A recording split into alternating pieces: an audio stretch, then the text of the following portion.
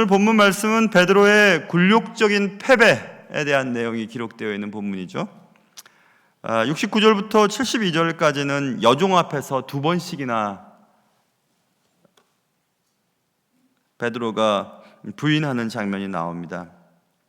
두 명의 증인은 확실하다는 거거든요. 두 명의 증인의 똑같은 증언은 신빙성이 있는 법률적인 의미가 있었던 것입니다. 자, 그런데 이 두 명의 여종 앞에서의 베드로, 남성미가 철철 넘치던 베드로의 부인은 무척 굴욕적인 패배였음을 알 수 있어요. 자, 그런데 가만히 한번 살펴보세요. 첫 번째, 한 여종 앞에서 베드로가 부인하는 장면을 가만히 들여다보세요. 69절, 70절에 한 여종이 나와 너도 갈릴리 사람 예수와 함께 있었다 라고 말했습니다. 그러자 베드로가 뭔 소리야 라고 얘기하면서 나는 네가 무슨 말을 하는지 알지 못하겠노라 이렇게 말합니다. 자, 제가 강조하는 부분들을 살펴보세요. 무슨 말 하는지 모르겠어. I don't know what you are talking about. 너의 말 자체를 난 이해를 못하겠어 이렇게 얘기하는 거예요. 예수 부인하지 않았어요. 네가 하는 말을 난 못 알아듣겠어. 피해 나갈 방법을 지금 찾는 거예요. 나는 네가 하는 말을 모르겠다고 얘기하는 거예요. 예수 모르겠다고 한 게 아니고 첫 번째 부인은. 자, 그런데 이제 두 번째 종이 똑같은 말을 하는 겁니다. 17절 다른 종이 그를 보고 거기 있는 사람들에게 말하되 이 사람은 나사렛 예수와 함께 있었다. 아까 말씀드렸죠. 법률적인 무게를 갖기 위해서는 두 명의 증인이 똑같은 증언을 했을 경우에요. 그러니까 이제 두 번째 증인이 두 번째 증언을 똑같이 얘기하는 겁니다. 맞다, 너는 예수와 함께 있었던 사람 맞다. 이러니까 이제 베드로가 궁지에 몰렸죠. 그래서 난 모른다 그렇게 얘기하면서 또 부인하여 이르되, 그 다음 보세요. 나는 그 사람을 알지 못하노라 얘기해요. 아까와 다릅니다. 아까는 너가 하는 말을 난 모르겠어. 지금은 I don't know the man. 그 사람 나 모르겠어 하고 예수 부인에 이제 들어가는 거예요. 궁지에 몰리니까 드디어 이제 예수를 부인하는 겁니다. 조금 전엔 네가 하는 말을 이해 못하겠어. 지금은 네가 말하는 그 사람 나 몰라 이렇게 얘기하는 거예요. 그러니까 점점 베드로의 부인이 심화되어 가고 있죠. 자, 거기까지 갔어요. 나 모른다니까 이렇게.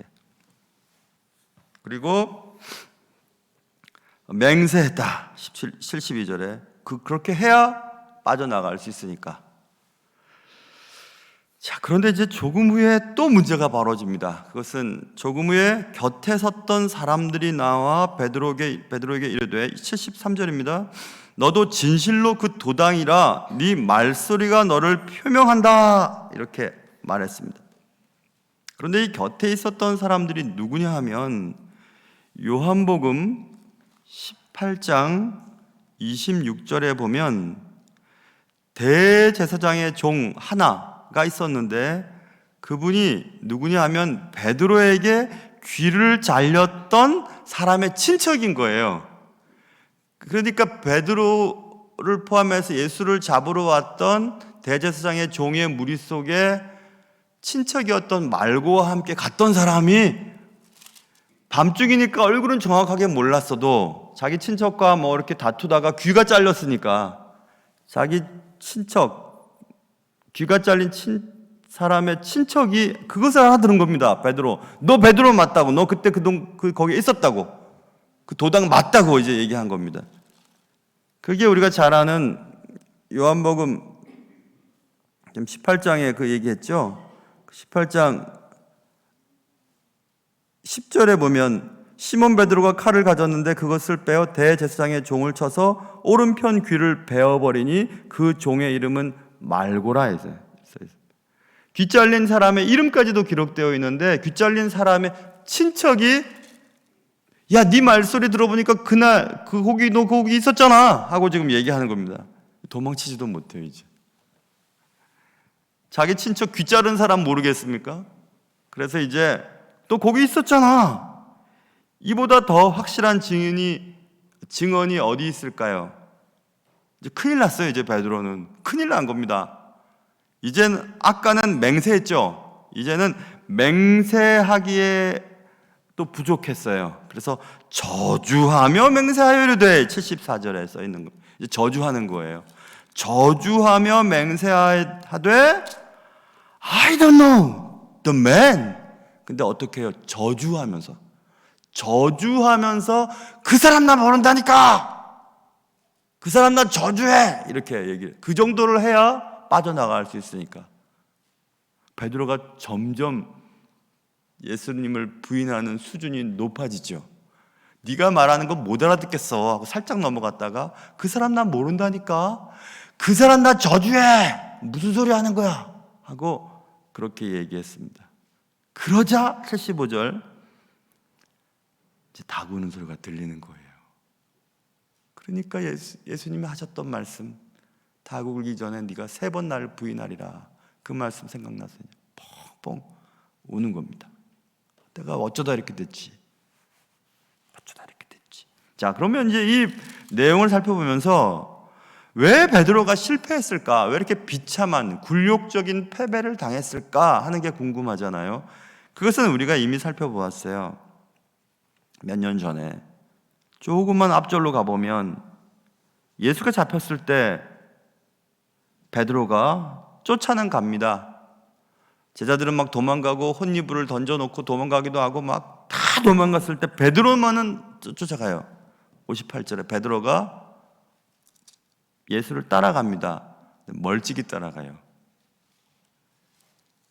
그러니까 예수를 우리가 따라가는 인생을 살잖아요. 그런데 예수와 나 사이의 간격이 벌어지면 벌어질수록 실패할 확률이 높습니다. 실패할 확률이 높아요. 예수와 나 사이가 딱 붙어 있어야 돼요. 예수와 함께 붙어 있어야 돼요. 그래야 다른 것이 끼어들지 못하는데 예수와 나 사이가 이렇게 멀어져 있으니까 거기에 돈도 들어가고 죽음도 들어가고 자존심도 들어가고 뭐 이런 것들이 자꾸 들어가는 것입니다. 그래서 실패하게 되는 거예요. 그러니까 멀찍이 따라갑니다. 우리도 예수를 다 따라간다고 지금 여러분들 다 나와 있잖아요. 예수 따라가는 분들이잖아요.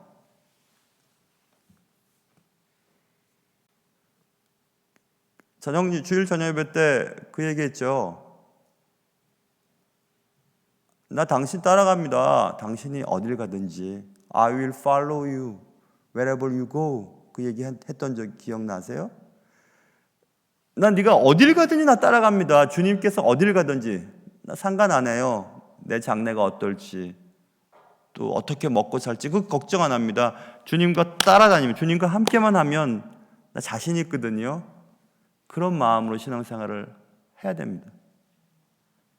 예수 다 따라간다고 여기 앉아 있잖아요. 그런데 예수와 딱 붙어서 따라가는 사람이 있고 예수와 약간 떨어져서 따라가는 사람이 있고 예수와 이렇게 멀찍이 떨어져 살아가는 사람이 있어요. 도망갈 국리를 다 하고. 여러분 어떠신지? 베드로는 따라갔어요. 그런데 왜 따라갔을까? 그것은 자기가 했던 말 때문이었거든요. 그것은 조금만 앞절로 또 넘어가 보면 이 사건이 있기 전에 야, 나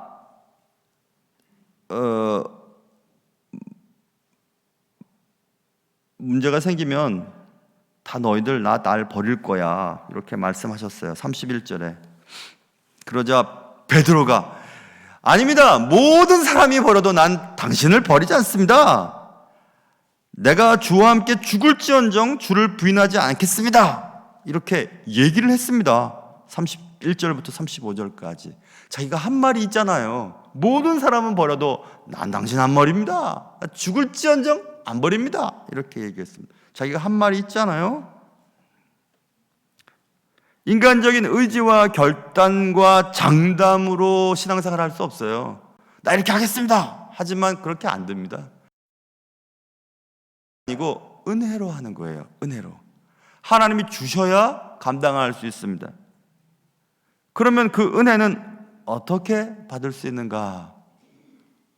그 다음 사건을 보세요. 31절과 35절에 난 당신을 부인하지 않습니다 이렇게 말했죠. 예, 예수께서 겟세마네라고 하는 동산에 올라가서 같이 기도하자고 합니다. 그때 제자 베드로, 세베대의 두 아들은 자고 있었어요. 예수님이 시험에 들지 않게 깨어있으라고 말했습니다. 그런데도 자요. 시험에 들지 않게 깨어서 기도할 수가 그렇게 없었냐? 그렇게 안타까워하세요. 그리고 이제 예수님 붙잡힌 사건이 나고 예수님을 멀찍이 따라간 베드로의 그 일이 있었고, 베드로가 두 여종에게 처음엔 그의 말을 부인했고, 그 다음에 그 예수를 부인했고, 또 말고의 친척인 그 사람들 앞에서 예수를 저주하면서 부인하는 완벽한 패배가 일어났습니다. 자, 그럼 이제 결론이 나오죠. 우리의 신앙의 패배, 인생의 패배는 우리의 의지와 결단으로 할 수 있을 것처럼 믿는 데서부터 출발하고, 우리의 의지와 또 우리의 결단, 호언장담으로 우리의 신앙이 유지되는 것이 아니고 은혜를 받아야 감당할 수 있는 것입니다. 그런데 그 은혜는 기도할 때 생기는 거예요. 그래서 이제 훗날 예수 그리스도께서 천국 가시고 승천하신 후에 좋은 것을 기대하라고 말씀하시고 마가의 다락방에서 기도할 때 성령을 받고 은혜를 받고 베드로를 비롯한 제자들이 두렵지 않았습니다. 베드로는 지금 죽음이 두려워서 부인하고 멀찌감치 따라가고 저주하며 예수를 부인했죠. 그러나 은혜 받은 후 베드로는 십자가에 달릴 때도 아니 우리 예수님이 십자가에 달렸는데 나도 똑같이 달릴 수는 없지, 날 거꾸로 매달아라. 그래서 전승에 베드로는 거꾸로 매달린 십자가에서 죽음을 맞이합니다. 담대하게 그의 삶을 마감하게 됩니다. 사랑하는 성도 여러분, 우리의 의지와 결단과 약속과 힘 가지고 안 돼요. 지금 할 수 있을 것 같죠? 안 됩니다. 마지막 순간에 주님을 부인하지 않을 것 같죠? 확실하게 그렇게 할 것 같지만 그렇게 안 됩니다. 저 많이 봤습니다. 참 많이 봤습니다. 그럼 어떻게 해야 되는가? 깨어서 기도하고 은혜 받아야 됩니다. 마지막 순간까지 주님과 탁 붙어서 주님을 쫓아가시고, 그리고 마지막 순간까지 하나님의 은혜가 아니면 난 절대로 승리할 수 없습니다. 절대로 마지막까지 완주할 수 없습니다. 그런 마음을 가지고 주님과 탁 붙어서 항상 깨어서 기도함으로 하나님과 함께하는 여러분의 삶이 되실 수 있기를 주님의 이름으로 축원합니다. 네, 기도하겠습니다. 여러분, 오늘 말씀을 통해서 딱 두 가지 기도 제목이 딱 있어요. 하나는 주님과 더 가깝게 해주십시오. 또 한 가지는 은혜 받고 신앙생활을 하게 해주십시오. 이 두 가지 기도 제목 가지고 기도하시다가 돌아가시고 내일 새벽에도 만나겠습니다. 우리 기도하겠습니다.